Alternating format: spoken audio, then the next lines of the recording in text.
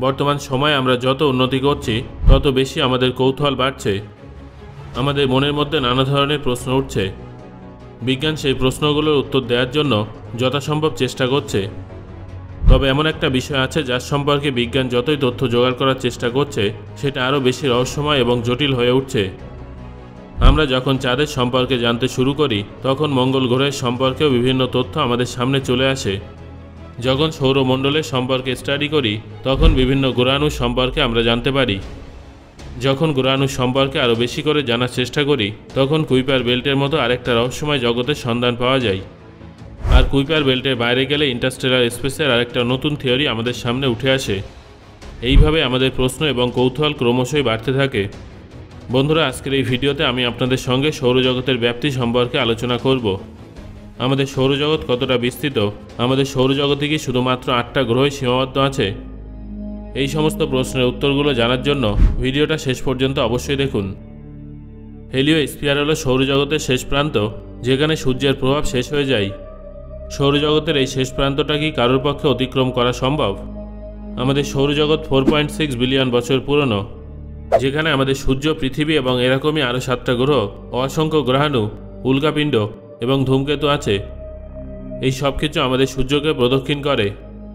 এই সৌরজগতের শেষ প্রান্ত হলো হেলিওস্ফিয়ার, যেখানে সূর্যের প্রভাব সম্পূর্ণরূপে শেষ হয়ে যায়।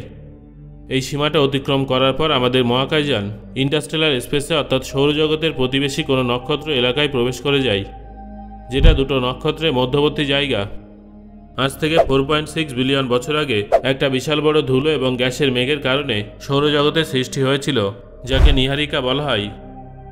বিজ্ঞানীদের মতে একটা বিশাল বড় গ্যাস এবং ধুলোর মেঘ তৈরির মধ্যে সুপারনোভা বিস্ফোরণ হয়েছিল, যার ফলে এখানে অনেক ওয়েভ ট্রাভেল করে পৌঁছেছিল। আর সেই সব শকওয়েভের কারণে এর কেন্দ্রে মাধ্যাকর্ষণের কারণে ফিউশন চালু হয়ে যায় এবং সূর্যের সৃষ্টি হয়। তারপর অসংখ্য ধূলিকণা সূর্যকে প্রদক্ষিণ করতে শুরু করে, যা পরবর্তী সময়ে মাধ্যাকর্ষণের কারণে পরস্পরের সঙ্গে জুড়ে যায় এবং গ্রহ রূপে নির্মিত হয়।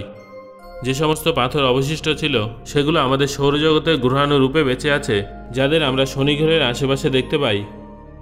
অনেক গ্রহাণু শনি এবং বৃহস্পতির মতো গ্রহের সঙ্গে সংঘাতের কারণে অ্যাস্ট্রয়েড বেল্টে একত্রিত হয়। যে মেঘ থেকে আমাদের সৌরজগতের সূচনা হয়েছিল তার নাম ছিল সোলার নেবুলা। কিছুটা এইভাবেই ব্রহ্মাণ্ডের প্রত্যেকটা সৌরজগতের সূচনা হয়েছিল। বন্ধুরা, বলা হয় যে আমাদের সৌরজগৎ একটা বাবেলের ভিতরে বন্দী আছে, যার ভিতর থেকে বেরোনো আমাদের পক্ষে অসম্ভব।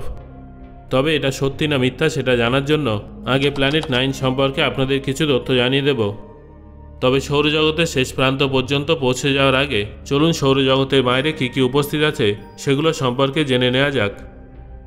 মনে করা হয় যে নেপচুন গ্রহের পরে আরেকটা গ্রহ উপস্থিত থাকতে পারে, যাকে প্ল্যানেট 9 বলা হয়। বিজ্ঞানীরা এর উপরে একাধিক থিওরি পেশ করেছেন। আমাদের কাছে এখনও পর্যন্ত এত ভালো প্রোব নেই যে আমরা সেটাকে এত দূরে পাঠিয়ে ডেটা কালেক্ট করতে পারবো। সেখানে পৌঁছাতে কয়েক দশক সময় লেগে যায়। তবে এখানে প্ল্যানেট 9-এর পাশাপাশি আরেকটা জিনিসের অস্তিত্ব থাকতে পারে বলে অনুমান করা হয়। সেটা হলো খরমুজের আকারের একটা ব্ল্যাক হোল। এটা শুনতে অদ্ভুত বলে মনে হলেও এটা কিন্তু সত্যি হতে পারে। আসলে বিজ্ঞানীরা শুধুমাত্র এটাই জানেন যে সেখানে এমন কোনো জিনিস আছে যার মাধ্যাকর্ষণ কিছু না কিছু প্রভাব বিস্তার করছে। তবে সেই জিনিসটা আসলে কি সেটা বিজ্ঞানীদের কাছে এখনও পর্যন্ত স্পষ্ট নয়। ভবিষ্যতে যখন সেখানে ভিন্ন ভিন্ন স্পেস মিশন পাঠানো হবে তখন এই বিষয়ে অনেক রহস্য উন্মোচন হবে, পাশাপাশি অনেক নতুন প্রশ্নের জন্ম নেবে। বন্ধুরা, এবার কুইপার বেল্টের সম্পর্কে আপনাদের জানিয়ে দেব কুইপার বেল্ট আসলে কি এবং কতদূর বিস্তৃত। প্ল্যানেট 9-এর পরে আমাদের সৌরজগতে আরেকটা জিনিস উপস্থিত আছে, যাকে কুইপার বেল্ট বলা হয়। যেভাবে মঙ্গল এবং বৃহস্পতি গ্রহের মাঝে একটা অ্যাস্ট্রয়েড বেল্ট উপস্থিত আছে, ঠিক সেইভাবে কুইপার বেল্ট নেপচুন গ্রহের থেকে 30 থেকে 50 অ্যাস্ট্রোনমিক্যাল ইউনিট দূরে উপস্থিত আছে। এই প্রসঙ্গে আপনাদের জানিয়ে দেব যে এক অ্যাস্ট্রোনমিক্যাল ইউনিট প্রায় 15 কোটি কিলোমিটারের সমান দূরে হয়ে থাকে। আর এই দূরত্বটা সূর্য এবং পৃথিবীর মধ্যেকার দূরত্বকে বলা হয়। সূর্য থেকে পৃথিবীর দূরত্বকে আমরা 1 ইউনিট বলে ধরে থাকি, যেটাকে অ্যাস্ট্রোনমিক্যাল ইউনিট বলা হয়। কুইপার বেল্টও মঙ্গল এবং বৃহস্পতির মাঝে উপস্থিত অ্যাস্ট্রয়েড বেল্টের মতোই। তবে পার্থক্য শুধু এটাই যে এটা তার থেকে অনেক বড়, প্রায় 20 থেকে 30 গুণ বড়। এর মধ্যে বেশিরভাগ পাথরের টুকরো উপস্থিত আছে। বন্ধুরা, তারপরে আছে ওট ক্লাউড। আমাদের সৌরজগতে আরেকটা রহস্যময় জিনিস উপস্থিত আছে, যাকে ওট ক্লাউড বলা হয়। এটা একটা বিশাল বড় মেঘ, যার মধ্যে কয়েক লক্ষ পাথর, বরফের টুকরো এবং ধূমকেতু আছে। বিজ্ঞানীরা এখনও পর্যন্ত এই বিষয়ে খুব বেশি তথ্য জানেন না, কারণ আজ পর্যন্ত কোনো জিনিস এখানে পৌঁছাতে পারেনি। এটা আমাদের নাগালের থেকে অনেক দূরে আছে। ওট ক্লাউড সূর্য থেকে প্রায় 2000 থেকে 1 লক্ষ অ্যাস্ট্রোনমিক্যাল ইউনিট দূরে আছে। 2021 সালের 31শে মে পাওয়া হিসেব অনুযায়ী ভয়েজার 1 হলো আমাদের পৃথিবী থেকে পাঠানো এমন একটা অবজেক্ট যেটা এখনও পর্যন্ত মহাকাশের সবথেকে দূরে যেতে সফল হয়েছে। এটা বৃহস্পতি, শনি এবং তার বিভিন্ন উপগ্রহকে অতিক্রম করে আরও সামনে এগিয়ে গেছে এবং ক্রমশ আরও দূরে চলে যাচ্ছে। এটা আমাদের থেকে প্রায় 22.8 বিলিয়ন কিলোমিটার দূরে আছে। অ্যাস্ট্রোনমিক্যাল ইউনিটে হিসেব করলে এটা প্রায় 152 অ্যাস্ট্রোনমিক্যাল ইউনিট দূরে আছে।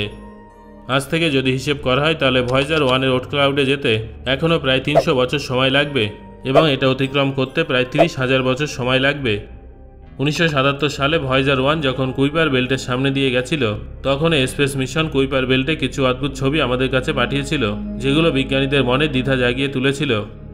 তবে পরবর্তী সময়ে বিজ্ঞানীরা অনুসন্ধান করে বার করেন যে এটা একটা বাবেল, যার মধ্যে আমাদের সৌরজগৎ বন্দী আছে। এই বাবেল আমাদের মহাকাশ থেকে আগত মহাজাগতিক রশ্মির হাত থেকে আমাদের অনেকাংশে রক্ষা করে। এই মহাজাগতিক রশ্মির কারণে আমাদের মৃত্যু পর্যন্ত হতে পারে। এই বাবেলটাকে বিজ্ঞানীরা হেলিওস্ফিয়ার নাম দিয়েছেন। যখন ভয়েজার 1 এই হেলিওস্ফিয়ারকে অতিক্রম করে, তখন বিজ্ঞানীরা জানতে পারেন যে আমরা আমাদের সৌরজগৎকে যতটা ছোট ভাবি সেটা আসলে ততটা ছোট নয়। প্রথমে গুজব রটেছিল যে এই প্রোব ইন্টারস্টেলার স্পেসে প্রবেশ করে গেছে, কিন্তু পরবর্তী সময় জানা যায় যে এটা এখনও পর্যন্ত আমাদের সৌরজগৎকে অতিক্রম করেনি। অনুমান করা হচ্ছে যে আগামী 35,000 বছরে এটা হয়তো সম্ভব হবে। এই হেলিওস্ফিয়ারেরও একটা শেষ সীমানা আছে, যাকে বলা হয় হেলিওপজ। তারপরেই শুরু হয় ওট ক্লাউড, যেটা আজও বিজ্ঞানীদের কাছে প্রায় অজানা। তবে ওট ক্লাউডের পরবর্তীতে কী আছে সেটা এখনও পর্যন্ত জানা সম্ভব হয়নি। সো বন্ধুরা, এই ভিডিও থেকে আপনি কোন কোন তথ্যগুলো নতুনভাবে জানলেন সেটা অবশ্যই আমাকে কমেন্ট করে জানান।